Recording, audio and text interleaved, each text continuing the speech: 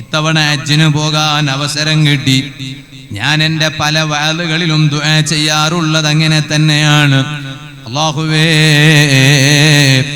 ഉമ്മാന്റെ കൈപിടിച്ച് ഹജ്ജ് ചെയ്യാൻ നീ അവസരം തരുന്നതിനു മുമ്പ് എനിക്ക് നീ ഒരു മരണം വിധിക്കല്ലേ അല്ലാഹ്.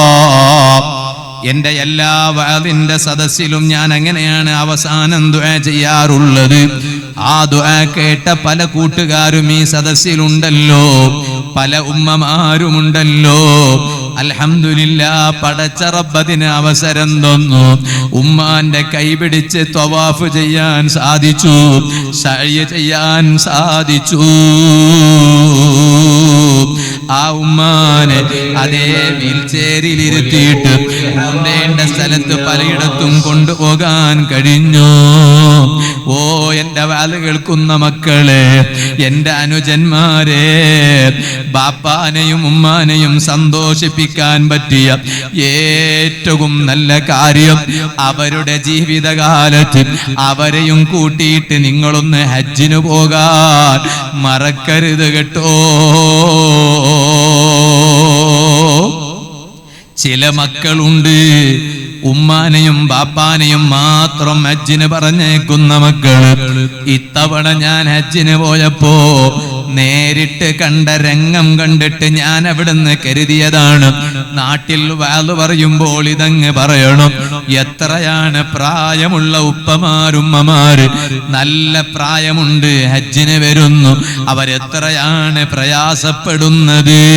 അവിടെ എത്ര KCF-കാരുണ്ടായാലും, എത്ര ICF-കാരുണ്ടായാലും, എത്ര RSC-കാരുണ്ടായാലും, ഏത് സംഘടനയുടെ ഹജ്ജ് വളണ്ടിയർമാർ എത്രയുണ്ടായാലും അവരെ കൊണ്ട് കഴിയുന്ന പരമാവധി ഖിദ്മത്തുകൾ ഹാജിമാർക്ക് അവർ ചെയ്യുമെന്നത് ശരിയാണ്. പക്ഷേ എല്ലാം അവർക്ക് ശ്രദ്ധിക്കാൻ കഴിഞ്ഞുകൊള്ളണമെന്നുണ്ടോ?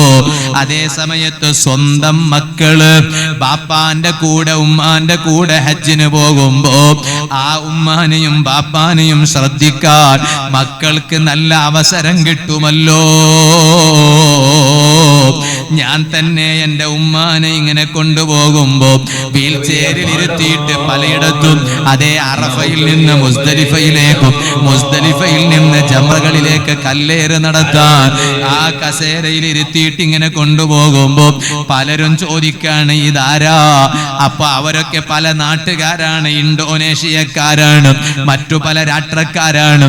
ഞാനതെന്റെ ഉമ്മ എന്ന് പറയുമ്പോ അവരവിടുന്ന് അതാ ലൈക്കടിച്ചിട്ട് പറയാണ്, യു ആർ ലക്കി, നീ ഒരു ലക്കിയാണ് കേട്ടോ, ഭാഗ്യം ലഭിച്ചവനാണ് കേട്ടോ.